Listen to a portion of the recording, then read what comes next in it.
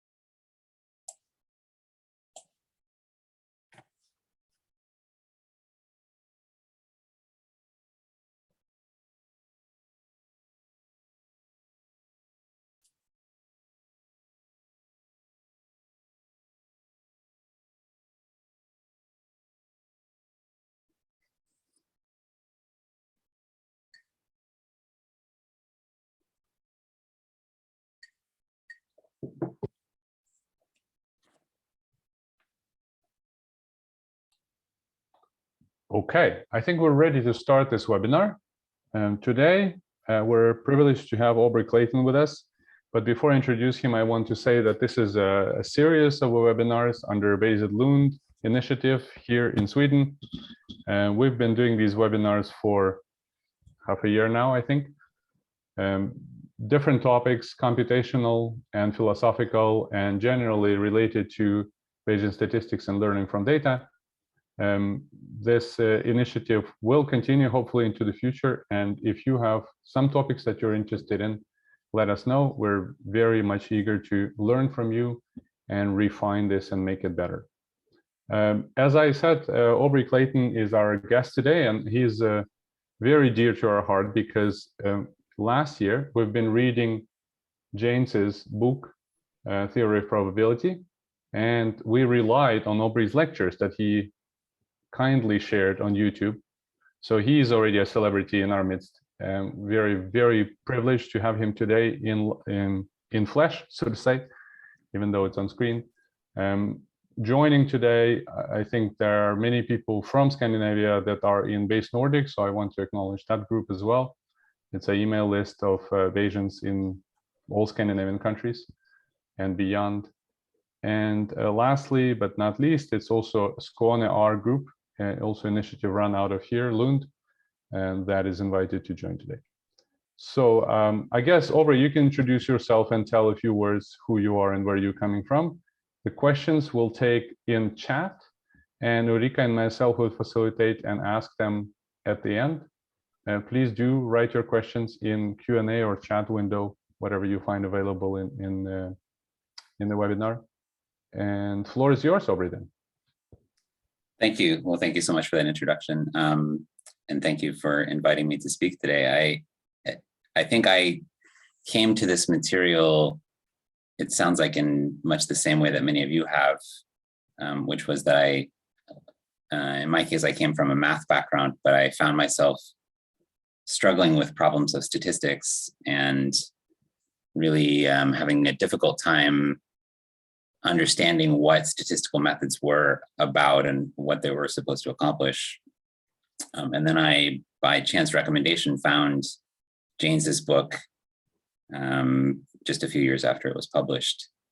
And it really opened my eyes to a completely new way of thinking about probability and statistics. And so what I have done to get to this point is really just read that book very closely and many times. And so my own work, in particular my book, Bernoullis Fallacy, which is also the subject of the talk today, is really an attempt to make those ideas accessible to as many people as possible. And in particular, to put it in the context of things that are happening in science right now.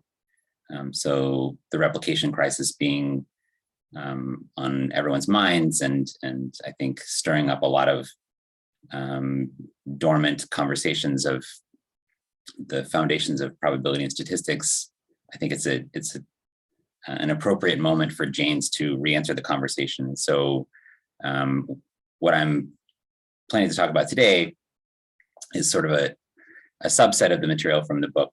The book is an exploration in the history and philosophy of probability and statistics, and the timeline of how statistics was developed into what it is today, and sort of how it's contributed and continues to contribute to the problems of science and the replication crisis. But what I'm going to focus on today is really kind of the logical underpinnings of that. So, I've referred to this as the transposed conditional, or the fallacy of the transposed conditional. That's another term from the book, and that's really something that I think carries from the earliest days of Bernoulli to current events. So that's pretty much the outline for today. And I get the sense from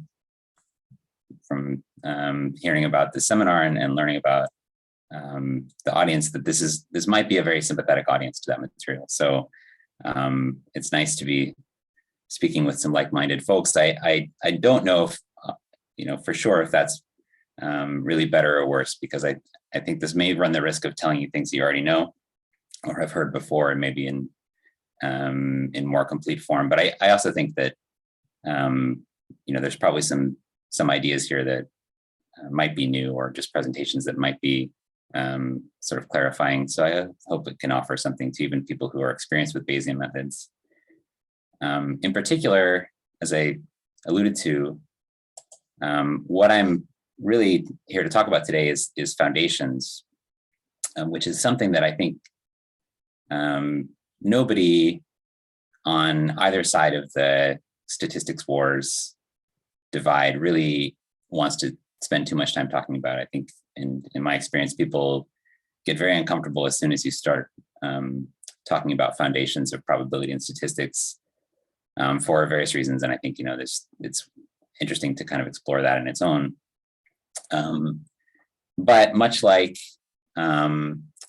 say, the foundations of a house, I think that, it's natural to want to focus on the more visible and the more cosmetic features of something like science and statistics. So the kind of news coverage of replication failures and the replication crisis, I think, has naturally led people to some very kind of juicy discussions about publication bias and p-hacking and questionable research practices and institutional incentives and all of these kinds of cultural things. And it is, in some cases, I think, has had implications for the ways that statistics is taught and discussed and communicated about, in terms of, flow charts to select the right statistical tests for the right situations, and kind of rigid enforcement of statistical practice and things like harking, post hoc theorizing, et cetera, et cetera. And so I find myself kind of in the position of being the bearer of bad news, which is that, much like a house inspector, I'm here to say that the reason that, those windows aren't closing on the top floor is that there's a foundational problem with the house. There's a kind of fundamental crack in the foundation, and it's going to be extremely costly to repair.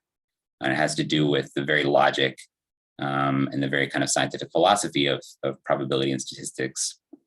And it might actually, in the end, be more cost effective to just knock the whole house down. So that is a message that almost nobody really wants to hear, even including committed Bayesians, but I think that is really the argument that I like to present. So to get there, I'll begin by telling a story, and it will appear at first to be 3 different stories, but I'd like to think of it as one story told in 3 different ways. And the real story is about probability.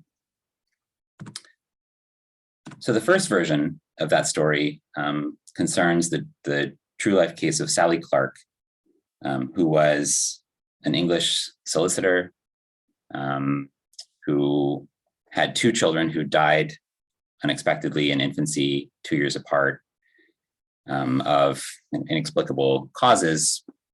And she was arrested for their murder in 1998, or arrested on suspicion of murder.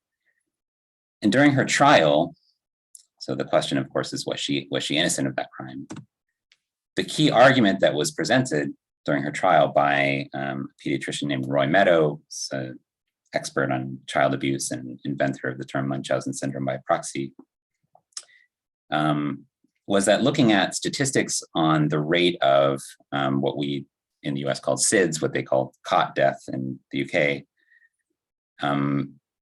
and extrapolating a little bit, you could come up with a figure that the chance of a family such as the Clark's family, a fairly affluent family in England at that time, having 2 children die of SIDS is very, very low. Something like 1 in 73 million chance was the number that was presented at trial. And he compared that to an 80-to-1 long shot at a horse race winning every year for 4 years in a row.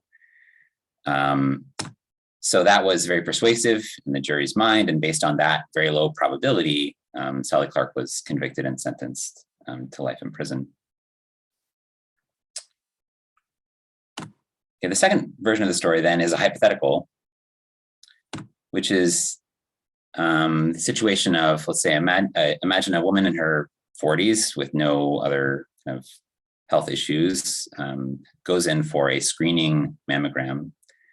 And the result of the mammogram is a mass consistent with a malignant tumor. Okay. So the question that would obviously be on her mind is, does she have cancer? Okay, based on the results of that test. And imagine this is again, made up numbers for hypothetical reasons, but just imagine that in the course of that conversation with her doctor, the doctor tells her that these scans are very accurate, that they find almost all cancers, and that they will only misidentify a benign mass as cancer something like 5% of the time. Okay, so sounds like a very accurate test, very low chances of kind of misidentification. So based on that low probability, that 5% number in this case, this woman would very likely conclude that she has cancer, that it's highly probable that she has cancer. All right. And the third version then concerns this actually picture of the statue that's shown here. This is Rodin's sculpture, The Thinker. So an experiment is conducted, 57 subjects are split up. One group of subjects are asked to look at this picture for 15 seconds, and the other group is given a control image, so they had a different statue, something similar. And then all are surveyed and asked to rate their belief in God on a 100-point scale. Okay, 1 to 100, how much do you believe in God? And the group that looked at the Thinker picture reports a mean God belief score of about 41. Okay, whereas the control group's mean God belief score was 62. Okay, what seems like a quite substantial difference. And so the question is, did something happen? Was there an effect of that treatment in this experiment? And as the argument goes, you can kind of run the numbers and say, well, if there were no effect, then the only difference that we would expect between these two groups has to do with this randomization process, the splitting up of the two groups into control and treatment. And so if there were no real effect of this image, then the probability of getting a mean score difference of this large or larger would be something around 3%. Okay, pretty improbable. And so based on that very low probability, we might conclude that looking at the thinker makes people less religious. It causes them to have a lower belief in God to the tune of about 35% on average. Okay, so in the course of just looking at this slide, I have made you all 35% less religious. Sorry, or you're welcome, I don't know. Okay, so what's the matter? What's the matter with all of that? And why are these connected? What's wrong is that all three of those vignettes, those examples of reasoning with probabilities, commit what could be called the fallacy of the transposed conditional. Okay, and what that means is that the probabilities that are quoted as parts of those arguments all have the form, the probability of some evidence conditional on some hypothesis. Okay, when what is really needed for inference, for decision-making purposes, is a probability of a hypothesis conditional on the evidence. Okay, so the conditional relationship between these two is reversed, and so that's why it's called the transposed conditional. This is Percy Diaconus, I think, originally called it by that name. So just to make that clear, in the first example, the figure 1 in 73 million that was quoted at the trial of Sally Clark is the probability of 2 children dying, or in this case, Sally Clark's 2 children dying under the circumstances that they did, conditional on the assumption that she's innocent of their murder. So basically just that they died by chance in this kind of inexplicable way.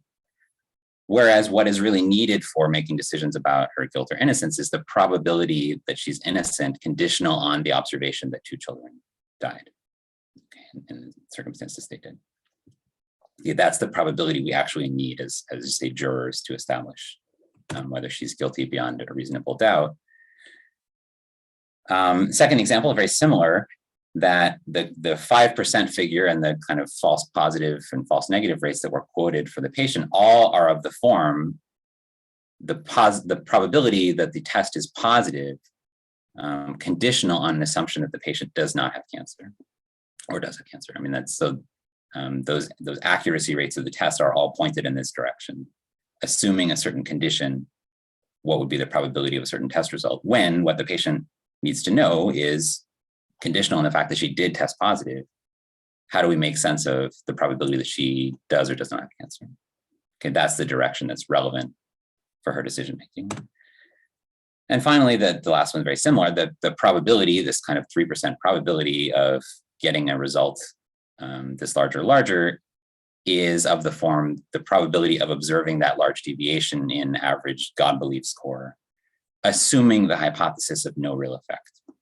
Okay, so assuming that basically, the groups are the same up to randomized splitting up.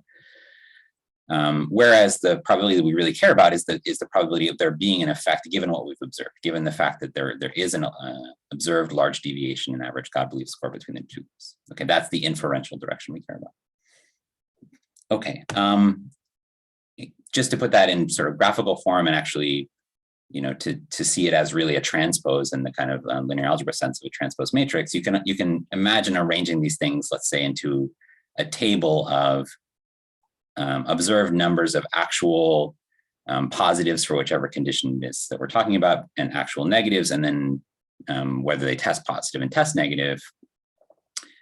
And all of the accuracy rates, the probabilities that we've just been talking about, that were given as numerical values in those arguments, are all in the kind of column direction. Okay, there are things like the true positive rate, as it's called, which is the kind of number of testing positive divided by actual positives that test positive and actual positives that test negative. So of the actual positives, it's the percentage that test positive. And the true negative rate is similarly of the ones who are actually negative, the percentage that test negative. Sorry, that should be D over B plus D. Apologies. Whereas what we care about is really the other direction. What we care about is what's usually called the positive predictive value, which is of the ones who test positive, what's the percentage that are testing positive, or sorry, of our actual positives, of the ones who are in this row. Okay. So what's the problem? I think so far, probably everybody would agree with that description and then the kind of confusion of the directions of those probabilities and those arguments and examples of probabilistic reasoning. And the problem is that example number one is a well-known probabilistic fallacy. This is called the prosecutor's fallacy. That argument that was presented at trial was harshly criticized at the time, and subsequently Sally Clark's conviction was overturned, not for that reason, okay, just to be fair, but that was part of the coverage of the trial. And following that kind of statistical criticism, there were actually 3 other cases that were overturned or thrown out, where the same person had testified in the same way on the same basis.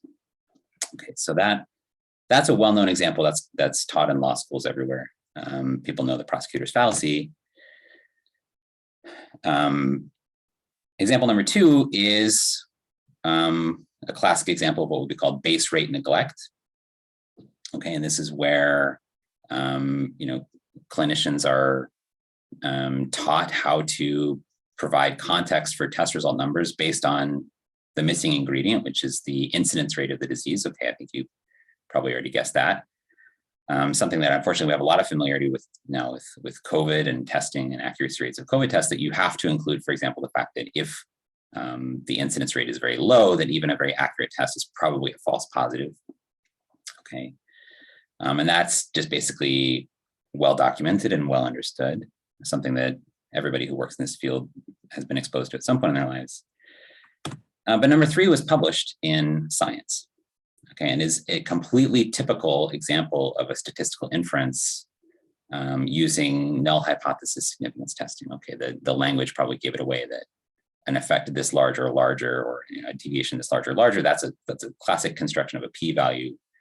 And this was published in a very reputable journal of science. And I think as of the time of when I was writing this book, using this example, it had been cited 400 or 500 times in the literature, and was basically completely typical. And I single it out not really to make fun of it, because I don't think it's actually egregious in any sense. I think it's completely bog standard example of statistical reasoning as it's used in science. Okay, so that's the problem. If you believe that all 3 of these are kind of participating in the same logical error, how is it that the first 2 are well understood fallacies, and the third one is just basically how science is done? All right, which brings me to my book. Okay, Bernoulli's Fallacy. And really what I would like to present then today is a description of that logical mistake in a slightly deeper setting of a mistake in thinking about probabilities, and a way of thinking about probabilistic and statistical inference that is fundamentally flawed, but that is understandable if you present it in the right way. And I think that's essentially the answer to the question of how it could be that, depending on the setting, this is either recognizable as an obvious mistake, or it's just something that we all do. Okay, so another way to kind of conceptualize this and to make this just a little bit sort of broader context is to say, well, let's think about this transposed conditional fallacy. The strong form of it, kind of what I presented a minute ago, is this idea that the probability of the evidence given the hypothesis, this kind of observational likelihood, is equal to the inferential probability of the hypothesis given the evidence. Okay, you can just straight up reverse the 2, and that's obviously problematic. Okay, I think it's clear from these examples why those numbers should never match up with each other. A weaker form might be to say, well, okay, maybe they're not identical, but they should be kind of the same magnitude. That if it is, say, a very unlikely observation that we've observed, the probability of E given H is something very, very small, then we should be able to conclude that the hypothesis is very unlikely, that we have lost confidence in it somehow, that it is passed or failed a severe test, depending on how you look at it. So that's the kind of weaker form of this, and maybe there's some reasons intuitively why these could go together. Okay, well, another name for this fallacy, by the way, is something called the fallacy of probabilistic proof by contradiction, which is kind of this form. If you've observed something very unlikely, can you conclude that one of your premises is very, very likely to be false? And that seems like a kind of proof by contradiction. It still doesn't work. And the weakest form of all would be to say, well, okay, maybe they're not even of the same magnitude, but at least we could go from one to the other. We could say, if we know these accuracy rates, these data likelihoods, E given H, then that determines everything we need to know for making the inference of probability of H given E. Okay, and that is what I refer to as Bernoulli's fallacy. Okay, and the reason why I think this is tempting, just to kind of acknowledge the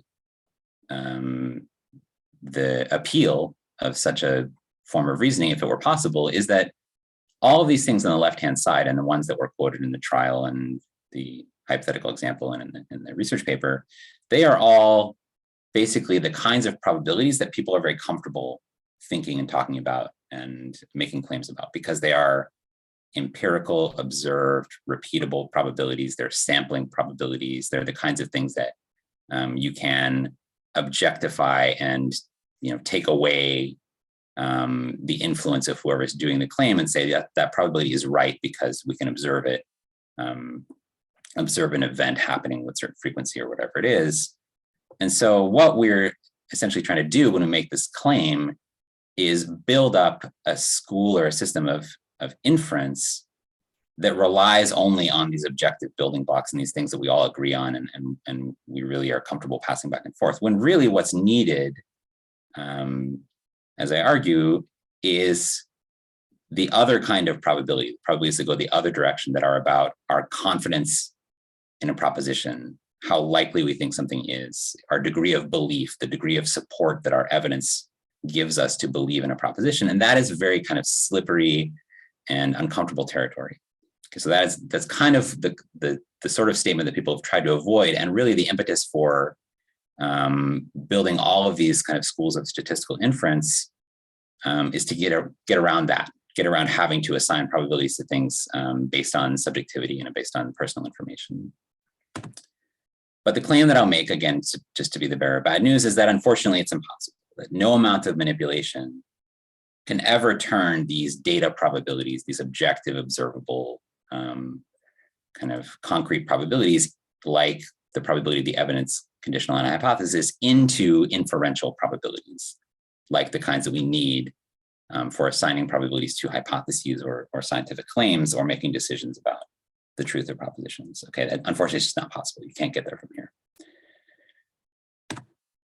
And if you put things in terms of Bayes' theorem, you'll see immediately why that is the case. Okay, so Bayes' theorem tells you the relationship between these two kinds of probabilities, right? The probability of H given E, hypothesis given the evidence, is related to that probability of the evidence given the hypothesis, according to this formula, right? Which, if you want to expand out kind of the denominator term, the total probability of the data, the way that you would decompose that is into all of the different kinds of hypotheses that could account for that observed data, and sort of build up a sum over mutually exclusive and exhaustive propositions, what I call pathway probabilities of the evidence. And so how the one term affects the other term will depend on everything else that's going on in the equation. So for example, it will depend on the prior probability for the hypothesis, okay, prior to conditioning on the data.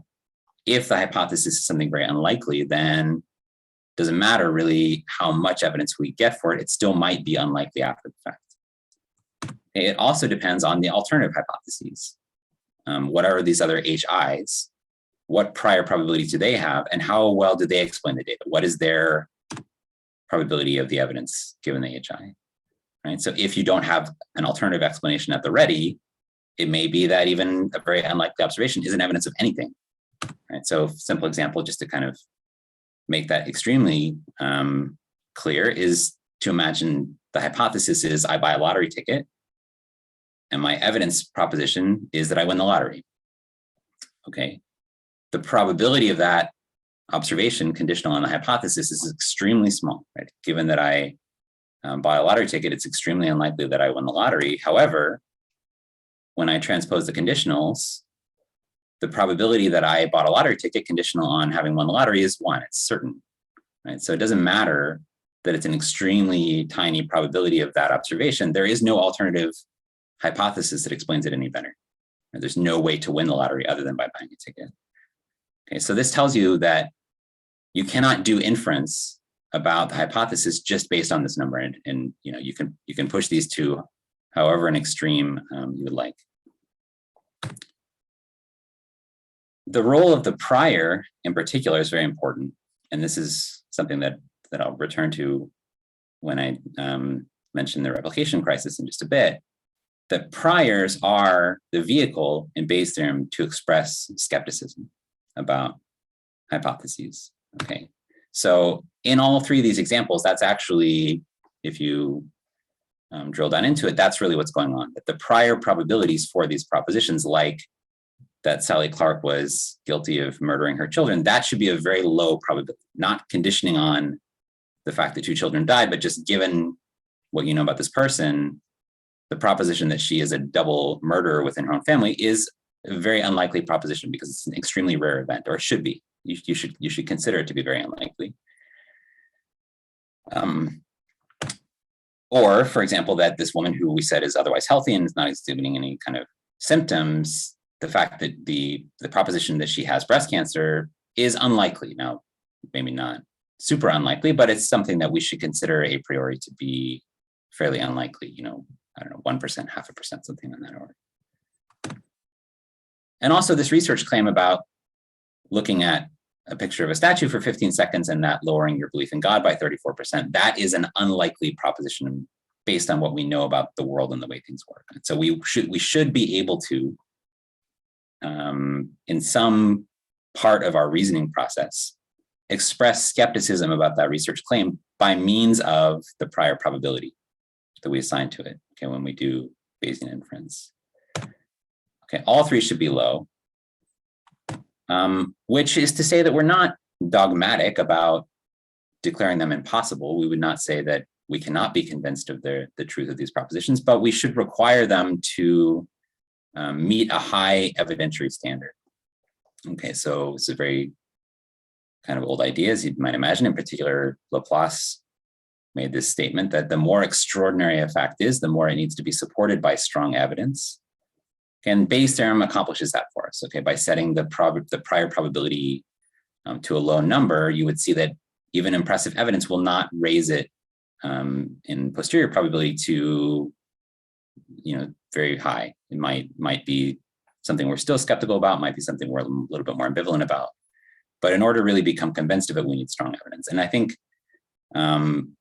what's kind of amazing in 200 years of science and statistics is that we've somehow lost sight of this, what I would consider a basic evidentiary rule and a basic standard of how we evaluate claims in light of evidence, that the more surprising a claim is, the more something contradicts our kind of prior understanding of the world, the more we should insist on it really having impressive evidence to back it up. Okay, that should be part of our statistical program, and it somehow is not. And that's the problem, one of the problems. Okay, so for example, just to make this completely, concrete for the breast cancer example, let's imagine, again, numbers were that there are no false positives, that there's a 5% false positive rate for the test. And let's go ahead and assume that the incidence rate is 1%. Okay, so if we imagine scanning 1 million patients, what will happen is that we will correctly diagnose all 10,000 people who truly have cancer. We'll catch them all. And of the remaining 990,000, we will misidentify 5% of them, which is to say 49,500. And so of the patients testing positive, okay, the inferential direction we care about, conditional and testing positive, the diagnosis will be incorrect about 83% of the time. Okay, and that is just basically putting the Bayesian inference into these terms. And that is the kind of low prior probability we should have for a low incidence rate in this, like in this example. Okay, so how did we get here? Well, as I've already kind of alluded to with the title of the book and the talk, I think the source of the problem really goes back to this gentleman, Jacob Bernoulli, who is widely regarded as a kind of founding father of the field of probability, and I would say also of statistics. In his book, Ars Conjectandi, The Art of Conjecturing, which was published posthumously in 1713. He is mostly credited in that work with what we now think of as the law of large numbers. He was enormously proud of that as well. He referred to it as his golden theorem and thought that it was really kind of the missing piece that he needed. What I would like to emphasize actually is, I don't know if people who haven't read Bernoulli kind of fully appreciate this fact, but we think about the law of large numbers these days as a kind of purely mathematical statement, and it is. I mean, it's a math theorem.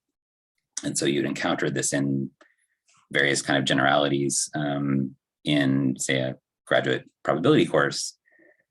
But what Bernoulli intended it to be was a tool of inference. Okay, so where it actually appears in his work is in a section of the book subtitled Showing the Use and Application of the Previous Doctrine of Probability to Civil, Moral, and Economic Affairs. Okay, so he was not doing measure theory and computing distributions just for their own sake. What he wanted to do was come up with a strategy to make decisions about unknown propositions in a wide range of kind of real life, everyday settings. And in particular, the idea of probability kind of having this dual nature of being both observable and empirical fluctuations in observed data and a tool of inference and decision-making, that originates with Bernoulli. He was the one who really tried to connect, the probability that people had been using for gambling games applications to decision-making and inference. Okay, so it really does all go back to him. And another way to express that is to say that what's more interesting than the infinite limit convergence in the law of large numbers is what it implies about inference in the finite meantime. Okay, how we actually use the proof of the theorem to make decisions about finite sample sizes. Okay, so just to kind of illustrate that, we'll take a Bernoulli-esque view of a typical kind of inference problem and describe what his strategy would have been for making an inference about this problem. Because the setup is, imagine that we have, say, a large bin of black and white pebbles, and we're going to be taking a sample from that bin, and we want to decide something about the mix of black and white pebbles in the bin. Okay, so the mix is unknown to us.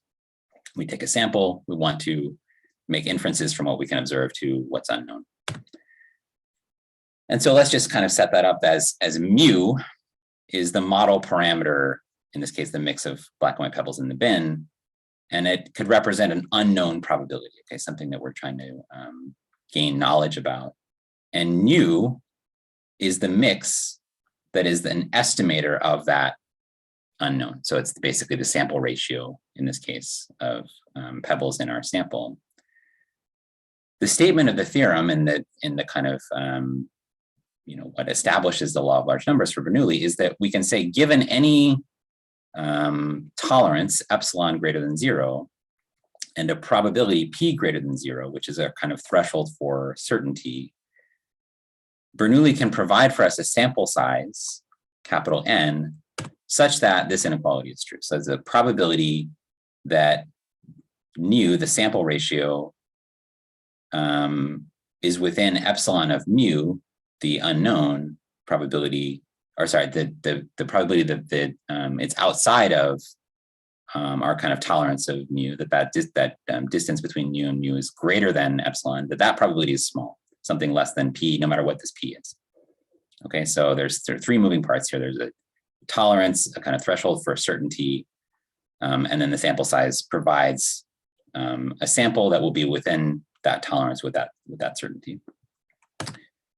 Okay, but then that is completely mathematically true statement, but then the problem comes from saying, okay, observing nu, so given a sample ratio, upon that observation in a sample size of the size, we can therefore conclude that mu, the unknown, is within distance epsilon of mu, probably. Okay, so another way to kind of advertise that thought process is to say close is close, right? So we knew a priori, we knew ahead of time that it's very likely that our sample and our unknown are close to each other, to within whatever definition of close and very likely we establish. Therefore, after having done the sample, we still have that relationship. Okay, it was, we knew that mu and nu were going to be close. And so we are now given that nu is whatever, 3 out of 5. Can't we conclude with that same high probability that mu is close? It's within that distance of epsilon of mu. Okay, it seems very kind of appealing and tempting and persuasive.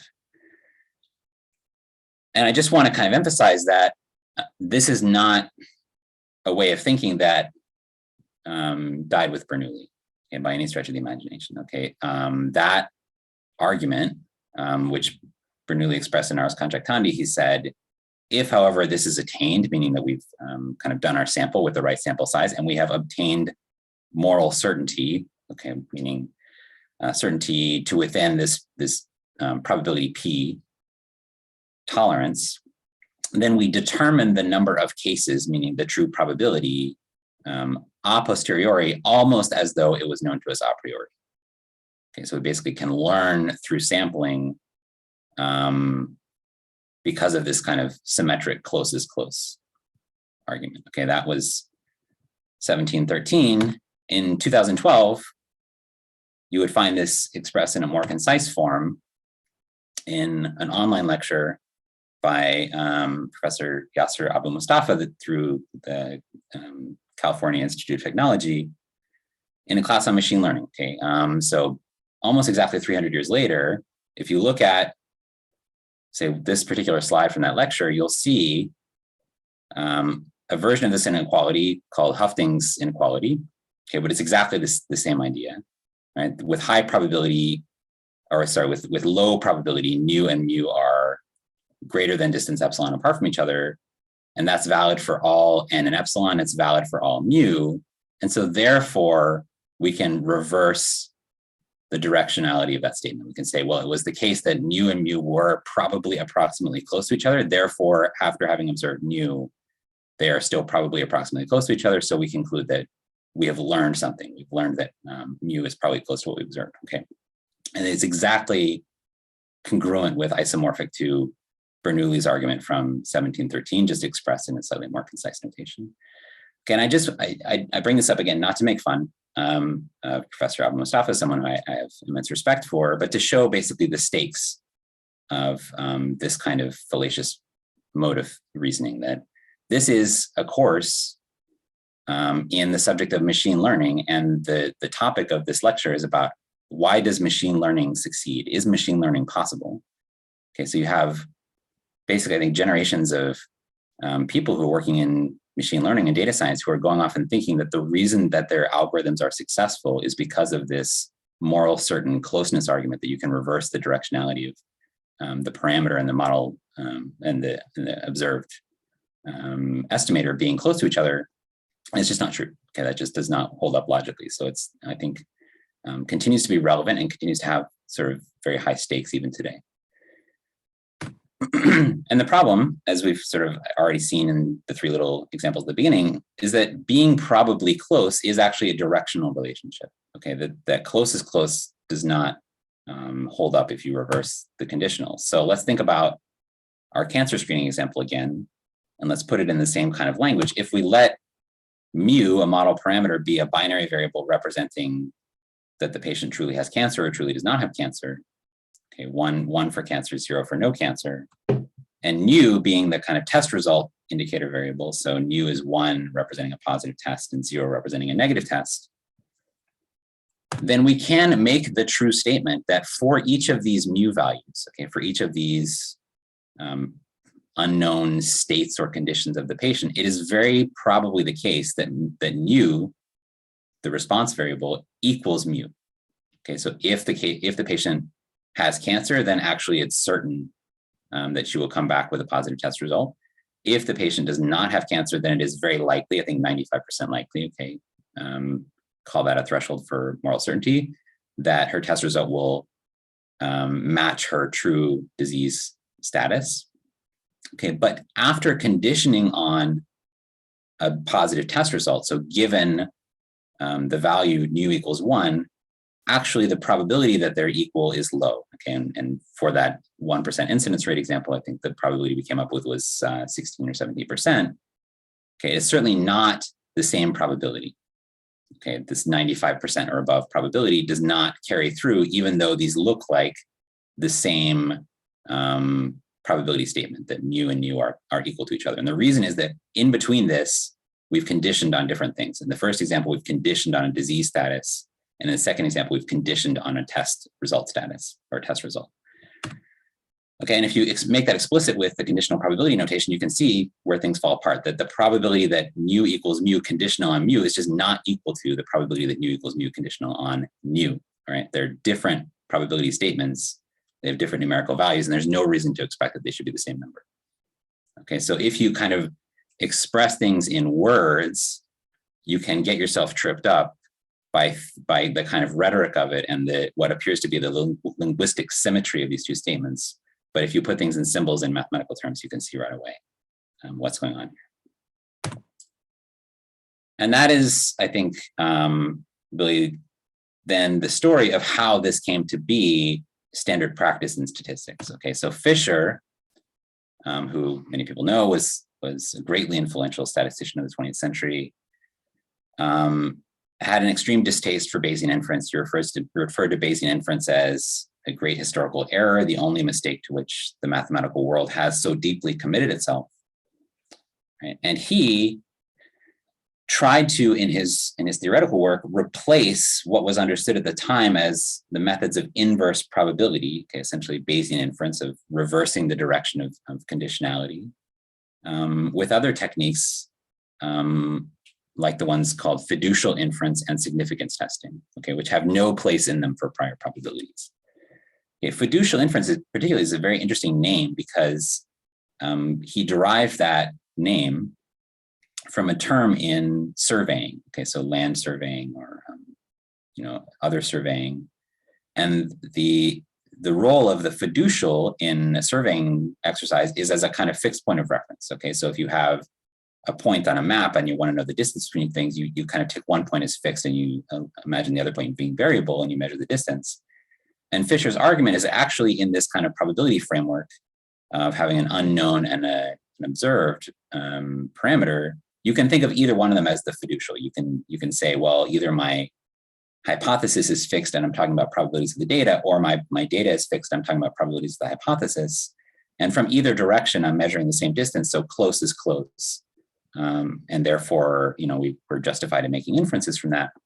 And it's just exactly the same as Bernoulli's argument. Okay, if you really trace it back down to the ground, it's just what Bernoulli said about learning after having conditioned on the data and the moral certainty of the closeness argument.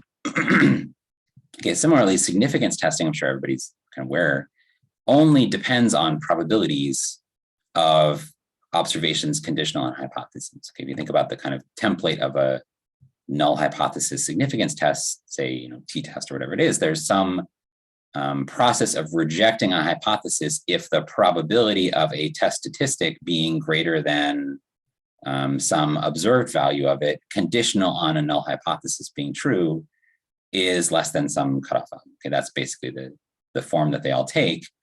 And so they are all oriented in this direction of conditioning on a hypothesis and then talking about probabilities of the data rather than the other way around. Okay, but the suggestion is that somehow from these probabilities, you can make good inferential decisions, which we know is not possible.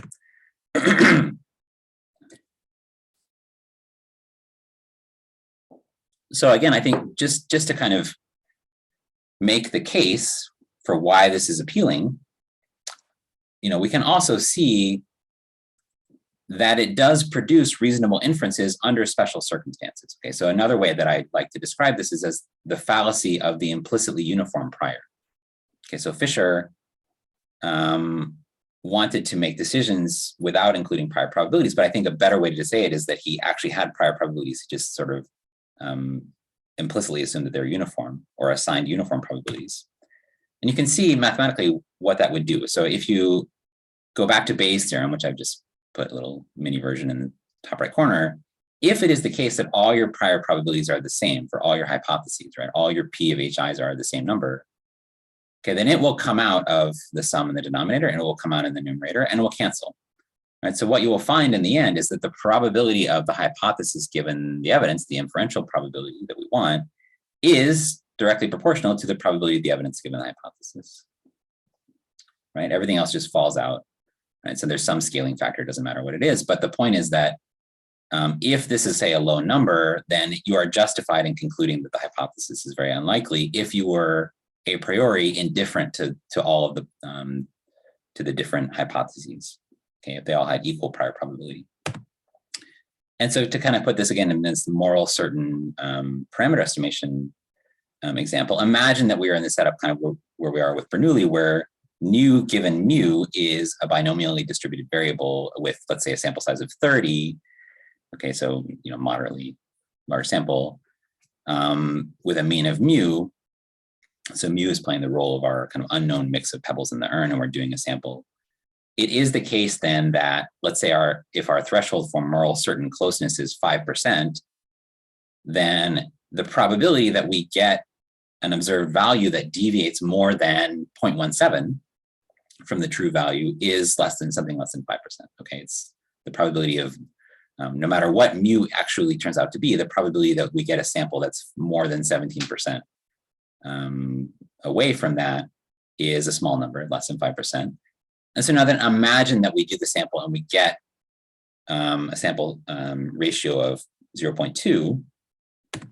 Okay, if our probabilities were uniform and our kind of prior distribution over all the possible mix values in the urn was basically uniform distribution, after having done that binomial likelihood and Bayesian inference and et cetera, conditioning on that observed sample ratio of 0.2, we would have a posterior distribution that looks very kind of peaked around the value 0.2.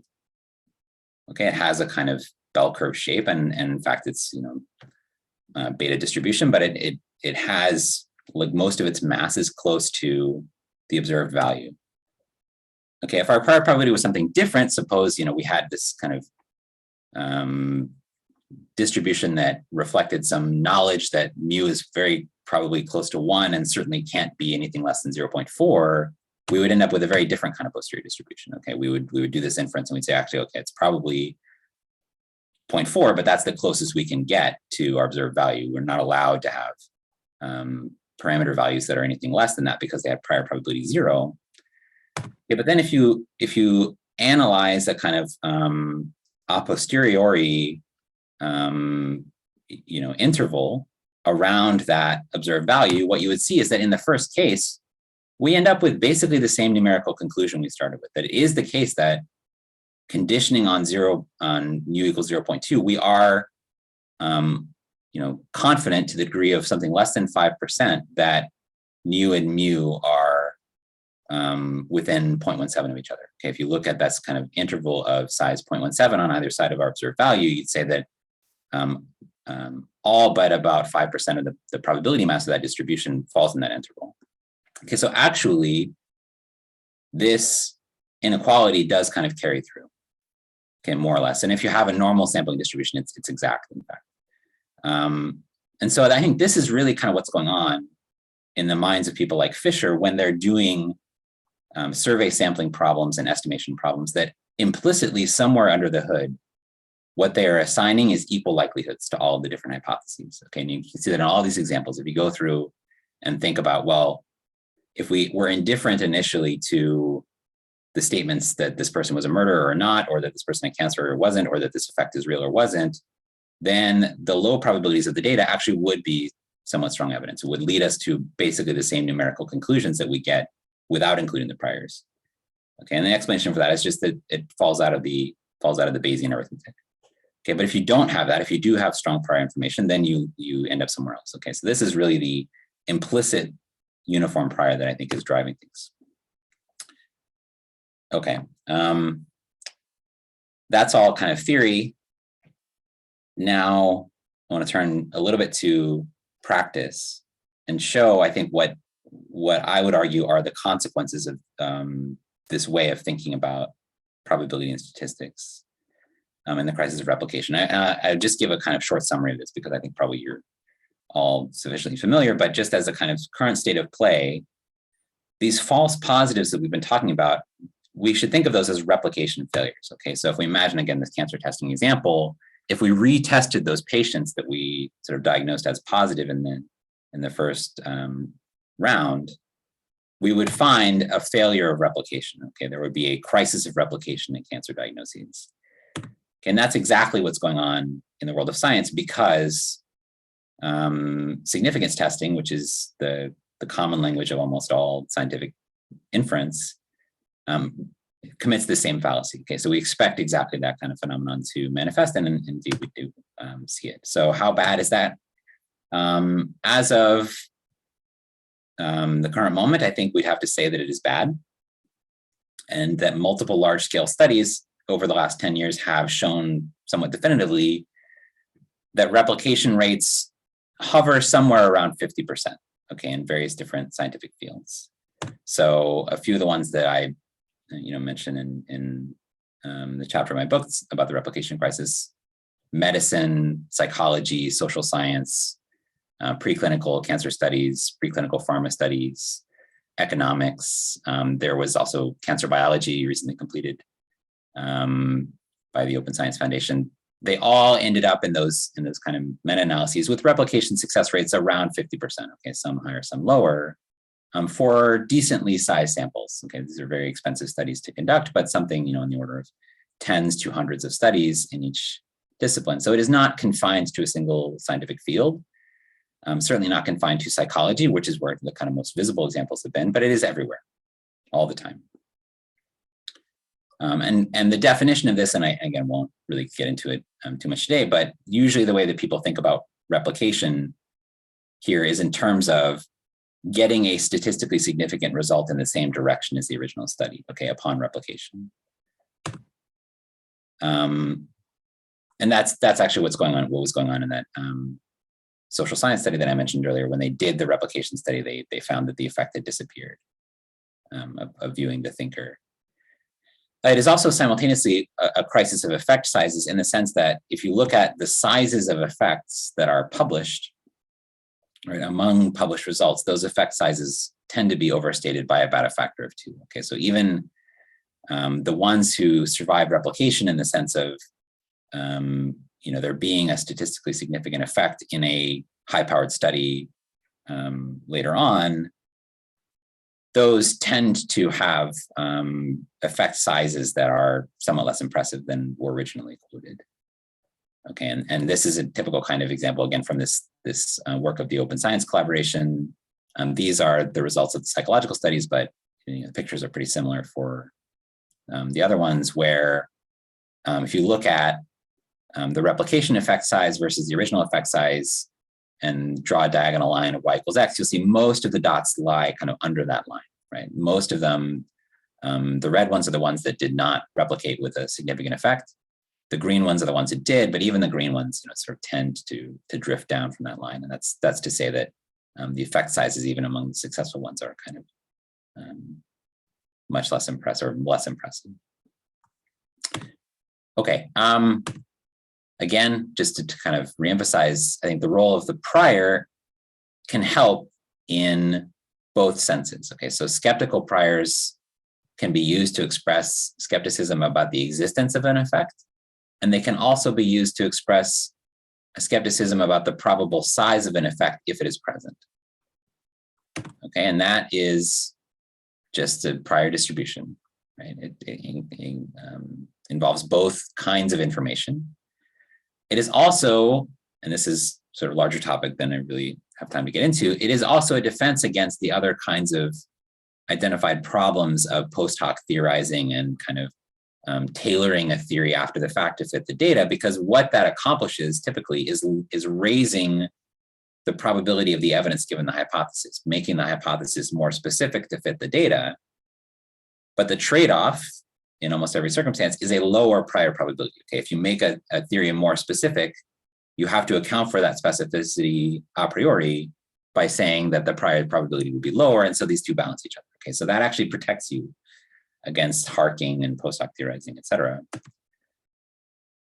And that these priors should be established by consensus, all right? So what a prior really reflects is the consensus view about alternative explanations for the data, right? And this is already a part of the normal kind of examination of scientific data when we come up with alternative theories in the course of, say, reviewing a journal article or submission, right? We don't have to pre-register those alternative theories. We are allowed to look at the data and come up with a story to explain it. And that is the kind of normal inferential process of science, and the one that Bayesian inference allows you to do if you include the prior probability, which is a consensus view about the a priori likelihood of any one of those explanations. Okay, so just in the last few minutes here, I want to give a few what I would think of as necessary precursors to fixing this foundational problem. Okay, so there's a serious problem of replication in science. I think you could predict it perfectly after having deeply meditated on the logical problems of significance testing and the fallacy of the transposed conditional. So what do we have to do to fix it is go all the way back to the foundation. Okay, so number one is to get away from the frequentist interpretation of probability. So stop teaching probability in terms of frequency. And that's really quite a difficult task, because most treatments of probability describe probability in some terms that are as a generalization of the idea of proportion or ratio, or as a kind of limiting frequency.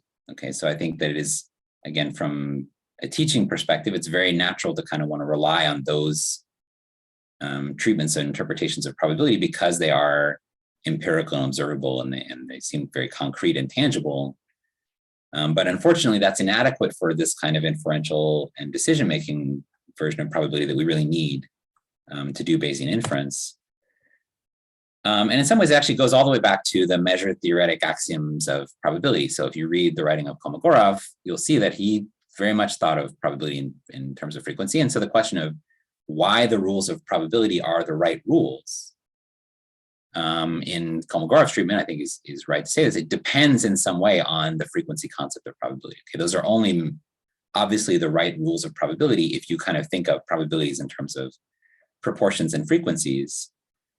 But there's another way to do it. Okay, so this is what you would be familiar with if you've read Jaynes, that there's a version involving Cox's theorem that provides an alternative framework for the rules of probability as consequences of assumptions about plausible reasoning. Okay, so that is the real strength of that program, is that it doesn't rely on any kind of reference to proportions or ratios or frequencies to justify the rules of probability. You can derive them just from desirable properties of reasoning about plausibilities in light of uncertain information or incomplete information. And that's Cox's theorem. So if your first year probability course doesn't include any reference to Cox's theorem, I think you're missing something essential.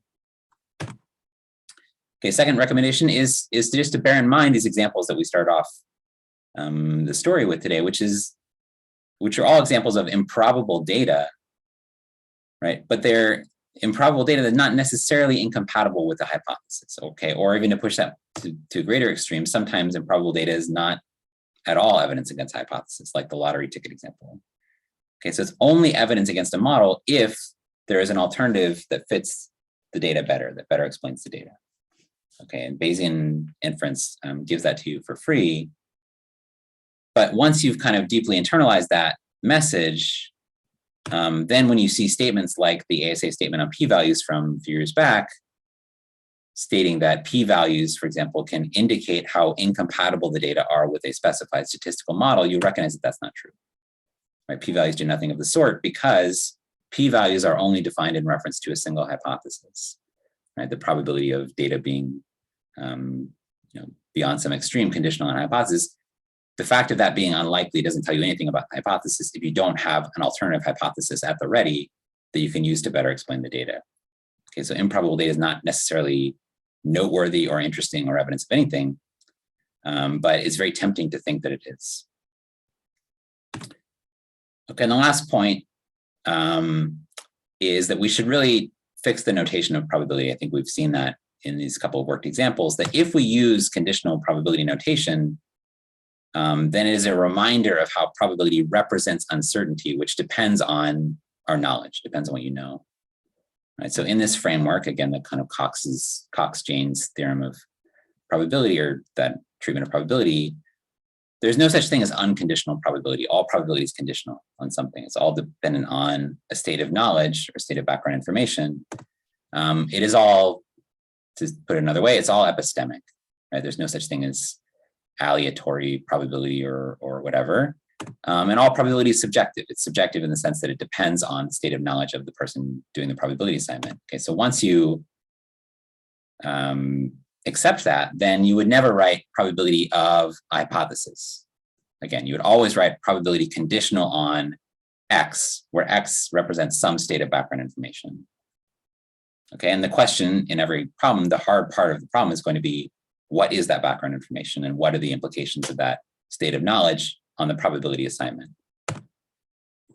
And you can see how it fixes the problem of the transposed conditionals, because, as we saw a few slides ago, once you include that conditioning behavior, that conditioning information, you'll see that these are not the same thing, right? So you'll be protected against falling into these kinds of very tempting mistaken inferences if you remind yourself that the probability of a parameter value, a model parameter value, and a observed estimator being close, conditional on the estimator, is not the same thing as conditioning on the hypothesis, conditioning on the parameter value. They're just different numbers. They have different content, and they're based on different probability assignments, and so you cannot go from one to the other. And you will never make that mistake again if the notation makes it clear. It was the fact that Bernoulli didn't have this notation that really, I think, is what allowed him to make that mistake from the beginning, and we should not repeat his mistake. Oh, and finally, sorry, one more point, which is use prior probabilities, right? They're very important. Prior probabilities can express skepticism. They can raise the evidentiary bar for surprising theories, that they are the tool by which we decide how much evidence we need to be convinced. They are always present. You always have some prior information, otherwise you wouldn't have thought to do the experiment. You wouldn't be asking the question in the first place. So use that knowledge, right? Incorporate the consensus views of your community of scientists and put that knowledge to work in the course of doing the inferences. And if you're having a difficult time fixing priors, which is really the hard work of every Bayesian inference problem, read Janes and get some productive advice. So things like his theory of transformation groups, maximum entropy techniques, prior elicitation, these are all tools that can help you kind of draw out those prior probabilities and make those assignments. But it is a necessary step to doing any kind of statistical inference. So if you're not ready to do that, then you shouldn't be using probabilities to begin with. Okay. Thank you very much. Thank you so much, Aubrey. I would like to open up for questions, and there have been people asking questions in the chat, and there is a comment by I will address these questions now in turn. So Gabriel Vogel, he is asking a question about the if the frequentism is just Bayesian inference with flat prior, why do you call that a fallacy? It seems to me quite reasonable to approach hypothesis testing with flat priors. So maybe you can comment on that. Yeah, I think that's, well, it's both fair and unfair, right? So I think what I'm trying to do when I express it that way is to be as charitable as possible and to say, you know, people like Fischer, they were not, you know, ignorant of the logic of Bayesian inference, and I think that, you know, he understood full well the role that prior probabilities could play. And I think it was the case that in many of those kind of early statistical problems of survey sampling and whatnot, that uniform priors were even reasonable. right? So I think the fallacy is basically then trying to forget about the role that the prior was playing, right? And to say that because a method of inference works well in a kind of, suitably contrived domain of problems, that we can extend it to all inference. And that was certainly Fischer's ambition, right? Fischer claimed that significance testing was the common logic of all experimentation, right? So my only point in referring to that as a fallacy is that you have problems if you try to take that approach and apply it to situations where you should have strong prior information, like physics and astronomy, and anywhere there's a really kind of a rich and well-established domain knowledge and theory. Okay, so that's the sense in which it's a fallacy. But I do want to be kind of charitable and say, for those kinds of problems, sure, it works fine. What you're doing is just skipping over the fact that your prior was uniform, and not being explicit about it. I would want to make the implicit explicit. Thank you. And then there's a question from Alex Holmes. Bayesians often seem to be on the defensive. A lot of energy is spent trying to convince people of the shortcomings of the frequentist approach. When can we say that the argument is won? Yeah. In a world in which the Bayesian view of probability is the orthodoxy, what would we be using the energy for? So yeah, well, so I think that the answer to your question is contained in the question, that the argument will be won when frequentist statistics is no longer taught as the standard. And that is certainly not the case today. I think, people outside of the world of statistics, I think, have maybe they're often surprised at how entrenched frequentist methods are, and how, I can't remember if it was David Bacon or someone else who said, we're not beating a dead horse because that horse is winning, right? So yes, I think that will be the victory when, basically the 90% of the standard stats curriculum that refers to frequentist methods is all thrown in the trash. But when that happens, what we'll be using our energy on, probably fixing priors. I think that's going to continue to be, the hard work and the argument that people have about Bayesian methods forever and always, which is as it should be. And on computational techniques. Okay, so actually doing these things in practice requires a lot of computation. You're usually, in the course of Bayesian inference, faced with a computation you can't do analytically, and so doing it numerically approximately, that's a difficult task. But yeah, I think another way that I would describe it is that in Bayesian statistics, all of the hard work is up front, right? It's all front loaded. Once you've done the prior assignment, basically the rest of the inference just kind of drops out, assuming that the computational step is not too bad.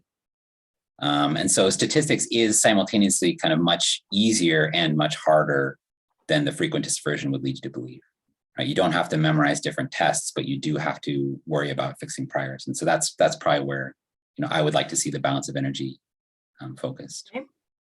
So on the topic of prior specification, Shravan Vastis, he had to leave, but he left the question in the chat, that he says that he is a Bayesian and he has spent a lot of his life promoting the Bayesian approach, but he says he don't think it solves the replication crisis, that the careful specification of priors does not solve that. So he just wanted to give a comment that he thinks that there are other problems that could solve the replicability crisis than just doing Bayesian inference. Okay, well, I appreciate the comment. I think I disagree. I think, that I try to make a pretty strong case in the book that it is a necessary step. I don't think I would go so far as to say that it will solve the replication crisis, but I think it is a necessary repair before we start working on the top floors of the house, so to speak. We have to fix the foundation. But Bayes factors are an interesting one, I think, because I think a lot of people bring up this criticism of Bayes factors that, for some examples like Daryl Bem's parapsychology study, the Bayes factor is actually quite high, or in whichever direction is convincing. But that is not really the prior skepticism that I'm talking about. So the Bayes factor only tells you relative to a certain prior starting point, where are you left? But I actually want people to express skepticism through the priors, okay? And that is certainly a point of consensus and debate, but the Bayes factor is not the end of that story.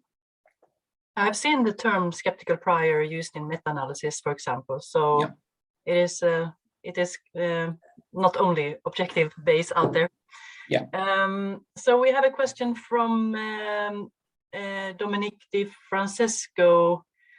I think experimental design might be an application of statistic that is inherently Bayesian because we are comparing priors to posteriors. Can you think of any other example applications that can only be used in Bayesian methods? Experimental design might be an application that's inherently Bayesian. Yeah, maybe you have to comment that first. Yeah, I think I maybe even have a problem with the premise there. I think, I would say Bayesian methods are applicable whenever you're doing inference. I mean, whenever you have uncertainty and you're trying to make decisions about hypotheses, you should always be considering things like alternatives and prior probabilities. Okay, so whether or not, I guess, you're using Bayes' formula, those should be ingredients in the mix. I would also, put model selection. I don't know if this is the same as experimental design, but coming up with which variables should be included in your regression model, I think is another part of Bayesian inference, because essentially, if you don't include a variable in your model, you're saying that it's there and it certainly has a coefficient of 0, right? So where did you come up with that certainty of the coefficient of 0? From some prior background information, right? So it's, model design and selection are the same thing as fixing priors, in my view. So I think, really it's all Bayesian all the way down, but it could be that I'm misunderstanding the question here. So talking about model selection, people are very willing to embrace approaches like weighting models or doing modeling selection with archaic information criteria, which is only looking at the likelihood, maybe penalizing for model complexity. Yes. And if you would, those methods are very well established and appreciated. But as soon as you would sort of put probabilities on the models, people would back off and no, we don't want to do that. So do you have any advice on how to sort of argue or to sort of move around in that debate? Yeah, well, I think that's right on. I think I'm fortunate in some ways that I don't have to. I'm not really in the trenches with these models, and I don't have to persuade people in publication or grant funding. I mean, what I would say is that I think it's a helpful kind of shift in perspective to realize that if you do things like, lasso or ridge regression or something, to do model selection or archaic information criteria, what you are basically doing is Bayesian inference with some prior that's kind of hidden somewhere. Right. So essentially what it amounts to is being implicit about your prior information, whereas I think it's more useful as a communication tool to be explicit about it, to say, actually, this is the prior that I'm assigning for